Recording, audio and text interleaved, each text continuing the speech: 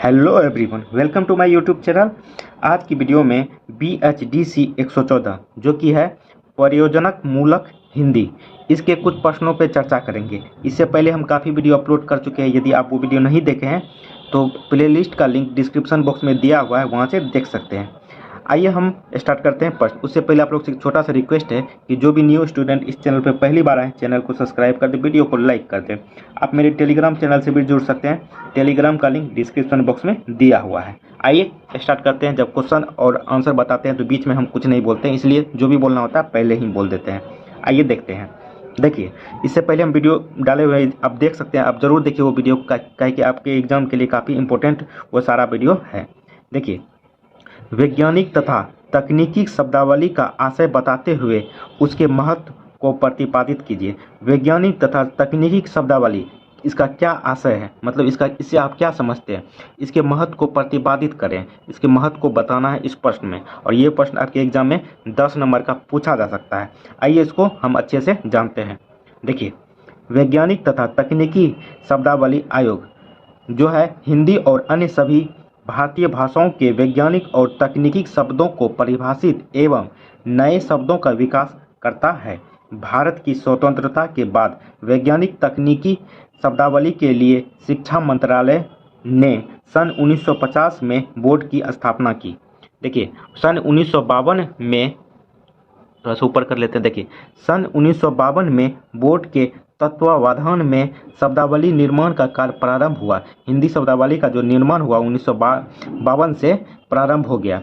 अंततः 1960 में केंद्रीय हिंदी निर्देशालय और 1961 ईस्वी में वैज्ञानिक तथा तकनीकी शब्दावली आयोग की स्थापना हुई। देखिए, इस प्रकार विभिन्न अवसरों पर तैयार शब्दावली को परिभाषित शब्द संग्रह शीर्षक से प्रकाशित किया गया, जिसका उद्देश्य एक और वैज्ञानिक तथा तकनीकी शब्दावली आयोग के समन्वय कार्य के लिए आधार प्रदान करना था और दूसरी ओर अंतरिम अवधि में लेखकों को नई संकल्पनाओं के लिए सर्वसम्मत परिभाषित शब्द प्रदान करना था। देखिए, स्वतंत्रता के बाद भारत के संविधान के निर्माताओं का ध्यान देश के सभी प्रमुख भाषाओं के विकास की ओर गया। तो भारत में जो है हिंदी का विकास के लिए संविधान सभा ने एक नया गठन किया। उससे हो सकता था कि नया शब्दावली हिंदी में जो सब मुख्य शब्द है वो जोड़ा जाए। देखिए, संविधान में हिंदी को संघ की राजभाषा के रूप में मान्यता दी गई। देखिए आगे देखते हैं। देखिए आगे, और केंद्रीय सरकार को यह दायित्व सौंपा गया कि वह हिंदी का विकास प्रसार करे एवं उसे समृद्ध करे। तदनुसार भारत सरकार के केंद्रीय शिक्षा मंत्रालय ने संविधान के अनुच्छेद 351 के अधीन हिंदी का विकास एवं समृद्धि की अनेक योजनाएं आरंभ की। देखिए, इन योजनाओं में हिंदी में तकनीकी शब्दावली के निर्माण का कार्यक्रम भी शामिल किया गया, ताकि ज्ञान विज्ञान की सभी शाखाओं में हिंदी के माध्यम से अध्ययन एवं अध्यापन हो सके। शब्दावली निर्माण कार्यक्रम को सही दिशा देने के लिए 1950 में शिक्षा सलाहकार की अध्यक्षता में वैज्ञानिक शब्दावली बोर्ड की स्थापना की गई। 1950 में जो है शिक्षा सलाहकार की अध्यक्षता में वैज्ञानिक शब्दावली बोर्ड की स्थापना किया गया था।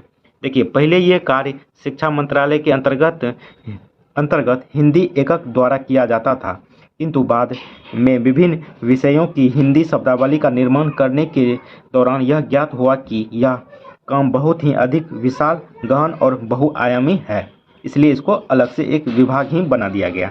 देखिए, इसके पूरे होने में बहुत समय लगेगा और इस कार्य के लिए सभी विषयों की विशेषज्ञों एवं भाषाविदों की आवश्यकता होगी। अतः भारत सरकार ने 1 अक्टूबर 1961 को प्रख्यात वैज्ञानिक डॉक्टर DS कोठारी की अध्यक्षता में वैज्ञानिक तथा तकनीकी शब्दावली आयोग की स्थापना की, ताकि शब्दावली निर्माण का कार्य सही एवं व्यापक परिप्रेक्ष्य में कार्यान्वित किया जा सके। देखिए, हिंदी तथा अन्य आधुनिक भारतीय भाषाओं को प्रशासन, शिक्षा तथा परीक्षा का माध्यम बनाने का सपना तथा संकल्प स्वतंत्रता प्राप्ति के बाद भारत के संविधान निर्माताओं ने बहुत सूझबूझ तथा विधर मथन के पश्चात भारत की जनता के सम्मुख रखा। यह संकल्प यह सपना भारत की सांस्कृतिक तथा भाषाई विविधता को ध्यान में रखकर लिया गया एक आदर्श ऐतिहासिक फैसला था। यह एक ऐसा संकल्प था जो भारत की मिट्टी में जन्मी प्रज्ञा को ज्ञान विज्ञान के क्षेत्र में मौलिकता प्रदान करने तथा भारतीयता को सुरक्षित रखने के लिए किया गया था। यह राष्ट्रीय एकता तथा सामाजिक विकास के लिए आवश्यक था तथा एक ऐसा भविष्यगामी फैसला था जिसमें सर्वे भवन्तु सुखिनः की भावना निहित थी। जब कोई सपना देखता है, जब कोई संकल्प लिया जाता है, जब कोई आदर्श सामने रखा जाता है तो उसे मूर्त रूप देने के लिए कारगर योजनाओं और उनके क्रियान्वयन की आइए आगे देखते हैं। देखिए क्रियान्वयन की आवश्यकता भी होती है। संविधान की 351वीं धारा में हिंदी तथा अन्य भारतीय भाषाओं के लिए जो विधान किए गए उन्हें कार्य रूप देने के लिए सरकार ने कई योजनाएं बनाई, जिसमें वैज्ञानिक तथा तकनीकी शब्दावली का विकास, मानकीकरण तथा एकरूपता की महत्वाकांक्षी योजनाएं भी थी, जो बाद में चलकर भारत सरकार की शिक्षा नीति में भी सम्मिलित की गई। देखिए स्वतंत्रता के समय ज्ञान की विभिन्न विधाओं में अंग्रेजी भाषा का वर्चस्व था तथा पश्चिम से लिए हुए उधार के ज्ञान के लिए एक ऐसी शब्दावली भारतीय भाषाओं में विकसित करनी थी जिसका जन्म भारत की मिट्टी में नहीं हुआ था। इसी कारण यह एक सहज प्रयास न होकर कुछ अप्राकृतिक स्वरूप ग्रहण करने के लिए बाध्य थी। देखिए इस प्रयास और नियोजित प्रयास में तकनीकी पर्यायों या समानार्थी शब्दों का विधान किया जाना था। ऐसे प्रयास जो अन्वेषक या विद्वान की कृति नहीं बल्कि विषय विशेषज्ञ तथा भाषाविद द्वारा मूल तकनीकी संकल्पना की सूचना अनुदित भाषा में संप्रेषित कर सके। देखिए थोड़ा सा ऊपर कर लेते हैं। देखिए शब्दावली निर्माण की इस असहज प्रक्रिया ने उस समय कई विसंगतियों को जन्म दिया, मतलब कि बहुत तरीके की कठिनाइयों को जन्म दिया, मगर धीरे धीरे इसको सॉल्व करने का कोशिश किया गया। देखिए कई विद्वानों ने उस समय वैज्ञानिक तथा तकनीकी शब्दावली के विकास का काम प्रारंभ कर दिया। कुछ विद्वानों ने शब्दावली को संस्कृतनिष्ठ करना चाहा तो कुछ ने इसे उर्दू, फारसी और कुछ ने जो है हिंदुस्तानी कही जाने वाली भाषा में ढालना चाहा। देखिए उस समय कुछ ऐसे भी विद्वान थे जिन्होंने अंग्रेजी के तकनीकी शब्दों को देवनागरी में लिपांतरण करके स्वीकार करने की पेशकश रखी। अंग्रेजी को जो है उस टाइम जो कुछ विद्वान ऐसे भी थे जो अंग्रेजी को सीधे जो है देवनागरी में लिपि में कन्वर्ट करने का कोशिश करने के लिए कहा जा रहा था, पर ऐसा नहीं हुआ। परंतु इन सब से वैज्ञानिक तथा तकनीकी विषयों के बहुआयामी तथा विशाल शब्द भंडार को अपना भाषा के व्याकरण, उसके प्रकृति तथा विद्यार्थियों, प्राध्यापकों, शोधार्थियों, अनुवादों, ग्रंथ लेखकों की आकांक्षाओं की पूर्ति नहीं हो रही थी और जिस ढंग से लोग शब्दावली का निर्माण कर रहे थे उससे संविधान की गरिमा में निहित आशय की पूर्ति भी नहीं हो रही थी। देखिए एक ही तकनीकी शब्द के कई प्रयास उपलब्ध होने से एक ऐसे अराजक स्थिति उत्पन्न हो गई जिसने शब्दावली निर्माण के नियोजन तथा प्रबंधन की ओर लोगों का ध्यान आकर्षित किया। ऐसे में भारत सरकार ने यह कार्य अपने हाथ में लेना ही उचित समझा और 1 अक्टूबर आगे देखते हैं। देखिए 1 अक्टूबर 1961 को अस्थायी आयोग के रूप में वैज्ञानिक तथा तकनीकी शब्दावली आयोग की स्थापना राष्ट्रपति के आदेश के अधीन की गई। ठीक है, तो ये प्रश्न देख लिए। आप आइए नेक्स्ट प्रश्न देखते हैं। ये भी आपके एग्जाम में 10 नंबर का पूछा जा सकता है। देखिए आप लोग को यदि वीडियो अच्छा लग रहा है तो चैनल को जरूर सब्सक्राइब कर दें, इससे मुझे भी मोटिवेशन मिलती है। और लाइक जरूर करें, लाइक डिसलाइक जो भी करना है आप करिए। आपको अच्छा लग रहा है तो आप कमेंट करके जरूर बताइए आपको कैसा लगा वीडियो। आइए दूसरा प्रश्न देखते हैं। ये भी आपके एग्जाम में 10 नंबर का पूछा जा सकता है, इसलिए इसको अच्छे से देखिए। समाचार लेखन और हिंदी के महत्व को रेखांकित कीजिए। देखिए, समाचार लेखन में हिंदी का क्या महत्व है, उसको उस महत्व को रेखांकित करने के लिए कहा जा रहा है इस प्रश्न में। आइए इसको विस्तार से जानते हैं, और ये आपके एग्जाम में 10 नंबर का पूछा जा सकता है और काफ़ी बार आपके एग्जाम में पूछा गया है। देखिए, जनसंचार के माध्यम के रूप में हिंदी का प्रयोग कोई नई बात नहीं है, परंतु स्वतंत्रता के बाद हिंदी भाषा का प्रयोग राजभाषा तथा प्रयोजन मूलक, देखिए प्रयोजन मूलक क्या होता है, एक मोटा मोटी आप समझिए कि वैसा शब्द जो अपने सुविधा के अनुसार किसी को समझाने के लिए प्रयोग किया जाता है, तो उसी को प्रयोजन मूलक भाषा कहा जाता है। ठीक है, तो पहले हम ये प्रयोजन मूलक जो है हम समझाए हुए हैं इस टर्म को, इस पर एक प्रश्न भी हम बताए हुए हैं। तो आप यदि वीडियो नहीं देखें तो टेलीग्राम डिस्क्रिप्शन में जाके प्लेलिस्ट का लिंक दिया हुआ है, वहाँ से देख सकते हैं। देखिए, हिंदी के रूप में निरंतर विकासमान है। जन सामान्य को उपयोगी सूचनाएं एवं खबरें देने के लिए सदियों से सरकार एवं व्यापारी वर्ग इसी भाषा का प्रयोग करते हैं। देखिए, इस पर किस तरह से ये महत्वपूर्ण है समाचार लेखन और हिंदी के महत्व को। देखिए, आधुनिक जनसंचार के प्रमुख माध्यम आकाशवाणी, दूरदर्शन, फिल्में, समाचार पत्र, पत्रिकाएं एवं इंटरनेट है। आधुनिक जो जनसंचार का माध्यम है वो आकाशवाणी, दूरदर्शन, फिल्में, समाचार पत्र, पत्रिका एवं इंटरनेट है।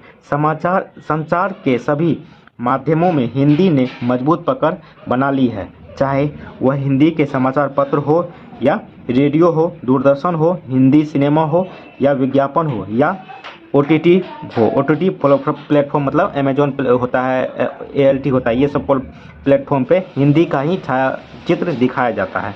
देखिए, सर्वत्र हिंदी छाया हुई है।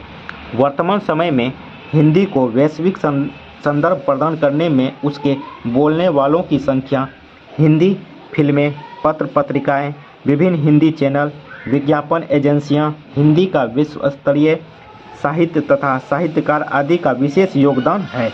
इसके अतिरिक्त हिंदी को विश्व भाषा बनाने में इंटरनेट की भूमिका भी अत्यंत महत्वपूर्ण है। देखिए आगे, देखिए कुछ विशेषज्ञों का मानना है कि सन 1991 में हुए उदारीकरण के बाद हिंदी प्रेस और अन्य हिंदी माध्यम पूरे देश में छाने लगे। आज हिंदी अभिव्यक्ति का सबसे सशक्त माध्यम बन गई है। हिंदी चैनलों की संख्या लगातार बढ़ रही है। बाजार की स्पर्धा के कारण ही सही अंग्रेजी चैनलों का हिंदी में रूपांतरण हो रहा है। इस समय हिंदी में भी 1 लाख से ज़्यादा ब्लॉग सक्रिय हैं। अब सैकड़ों पत्र पत्रिकाएं इंटरनेट पर भी उपलब्ध हैं हिंदी में। देखिए, हिंदी के वैश्विक स्वरूप को संचार माध्यमों में भी देखा जा सकता है। संचार माध्यमों ने हिंदी के वैश्विक रूप को गढ़ने में पर्याप्त योगदान दिया है।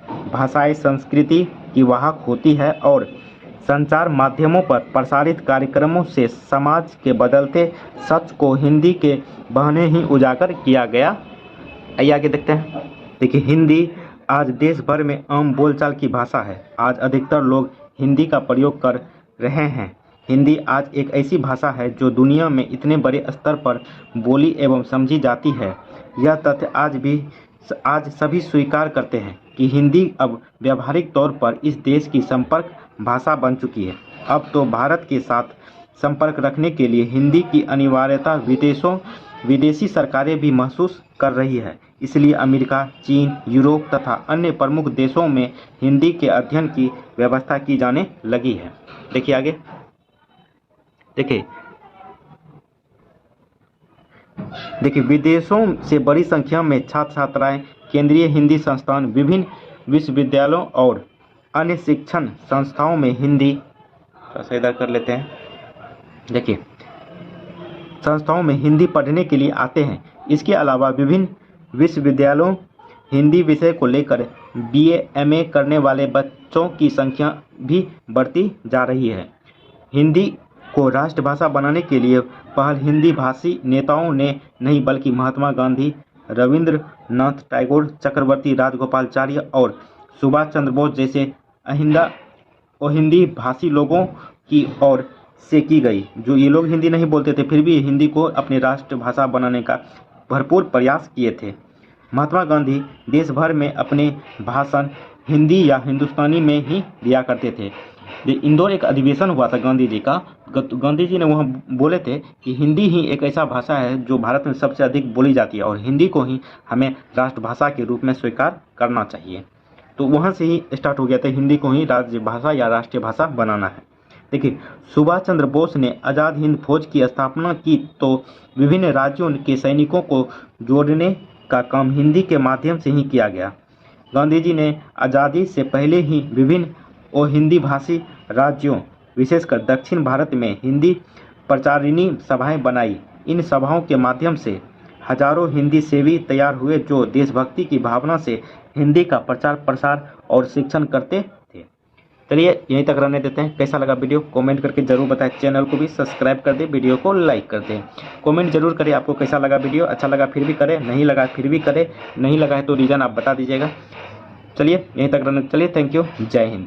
आने वाला वीडियो में आपको हम ये प्रश्न बता देंगे, ये 2-3 प्रश्न आने वाला वीडियो में बताएंगे। जो छोटा छोटा टिप्पणी लिखने वाला रहेगा वह भी 10-10 नंबर का पूछा जाता है, तो 2-4 टिप्पणी लिखने वाला बता देंगे, तो आप लोग उसको देख लीजिएगा। तो इसके लिए चैनल को जरूर सब्सक्राइब कर दीजिएगा। टेलीग्राम चैनल से भी जुड़ सकते हैं, लिंक डिस्क्रिप्शन बॉक्स में दिया हुआ। चलिए थैंक यू, जय हिंद।